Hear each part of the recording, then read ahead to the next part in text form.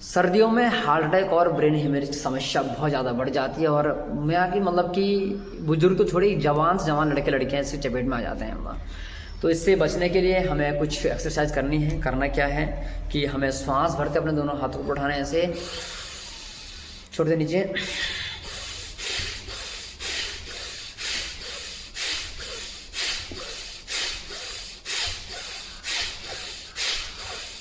इसका अभ्यास हमेशा सुबह सुबह क्या करें, और आप पाएंगे कि आपके फेफड़े मजबूत होंगे, सबल होंगे।